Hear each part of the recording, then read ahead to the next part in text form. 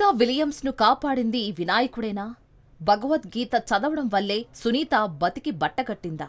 నమ్మకం ఒక మనిషిని ఏదైనా సాధించేలా చేస్తుంది. మతాచారాలు వేరైనప్పటికీ నమ్మకం మాత్రమే మనిషిని ఎంతటి స్థాయికైనా తీసుకువెడుతుంది. అది పాజిటివ్ దృక్కోణం అయితే ఇక వేరే చెప్పాల్సిన పనిలేదు. భారత ఎన్ఆర్ఐ సునీత విలియమ్స్ గురించి ప్రపంచ వ్యాప్తంగా ఇప్పుడు మాట్లాడుకుంటున్నారు. 9 నెలల పాటు అంతరిక్షంలో ఉన్న సునీత విలియమ్స్ క్షేమంగా తిరిగి రావాలని గత కొద్ది రోజులుగా ప్రపంచ వ్యాప్తంగా అంతరిక్ష పరిశోధకులు, ఎనలిస్టులు కోరుతూ వస్తున్నారు. అయితే సునీత విలియమ్స్ హిందూ మూలాలున్న వ్యక్తిగా మనందరికీ పరిచయం. అయితే ఆమె హిందూ మతాన్ని ఎంతగా ప్రేమిస్తారో ఆమె వేసే ప్రతి అడుగు స్పష్టం చేస్తుంది. సునీత 9 నెలల తర్వాత అంతరిక్షంలోకి వస్తోందనడంతో అందరి దృష్టి ఆమెపైనే ఉంది. ఆమెకు భారతీయులు ఫిదా కావడానికి కారణం ఐఐటి బాంబేలో ప్రసంగించడానికి వచ్చినప్పుడు ఒక విషయాన్ని ఆమె చెప్పడంతో అక్కడ ఉన్న వారందరూ ఆశ్చర్యానికి గురయ్యారు. విద్యార్థులకు పాఠాలు బోధించేందుకు వచ్చిన సునీత విలియమ్స్ తాను అంతరిక్షంలో ఏ వస్త్రాలు ధరిస్తుందో లెక్చర్ ఇచ్చే సమయంలో కూడా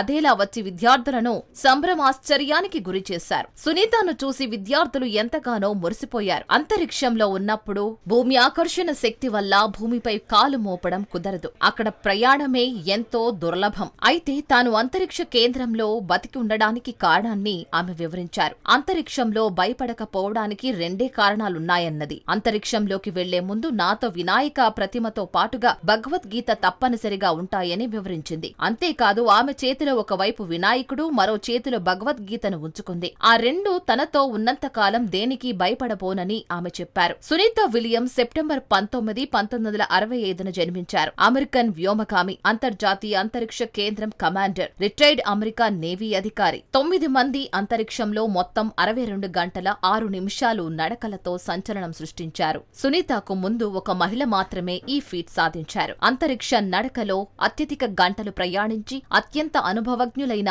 అంతరిక్ష నడకదారులలో ఒకరు. సునీత అంతర్జాతీయ అంతరిక్ష కేంద్రానికి ఎక్స్పెడిషన్ 14, ఎక్స్పెడిషన్ 15 సభ్యురాలిగా నియమించారు. 2012లో ఆమె ఎక్స్పెడిషన్ 32లో ఫ్లైట్ ఇంజనీర్ గా, ఆ తర్వాత ఎక్స్పెడిషన్ 33కి కమాండర్ గా పనిచేశారు. 2024లో బోయింగ్ స్టార్ లైనర్ మొదటి సిబ్బందితో కూడిన మిషన్ అయిన బోయింగ్ క్రూ ఫ్లైట్ టెస్ట్ లో ఆమె ఐఎస్ఎస్ కి చేరుకుంది. ఆమె భూమికి తిరిగి రావడం మార్చి 18, 2025 వరకు ఆలస్యమైంది. నాసా అత్యంత నిష్ఠాతులైన వ్యోమగాములతో ఒకరు సునీత విలియమ్స్. అంతరిక్ష పరిశోధన సరిహద్దులను విస్తరించడంలో దశాబ్దాలుగా కృషి చేస్తున్నారు. రికార్డు స్థాయిలో అంతరిక్ష నడకలు నిర్వహించడంతో పాటుగా అంతర్జాతీయ అంతరిక్ష కేంద్రంలో మారథాన్ పరిగెత్తి ఆమె సాధించిన విజయాలు చరిత్రలో ఆమెను సుస్థిర స్థాయిలో నిలబెట్టాయి. 1998లో మొదటిసారిగా నాసా వ్యోమగామిగా సునీత ఎంపికయ్యారు. ఐఎస్ఎస్ యాత్రా శిక్షణ కోసం రష్యాలోని మాస్కోలో సమయంతో శిక్షణను పూర్తి చేసింది. ఒక మహిళా అంతరిక్ష నడకలో అత్యధిక సమయం గడిపిన రికార్డ్ ఆమె సాధించింది. మొత్తం 62 గంటల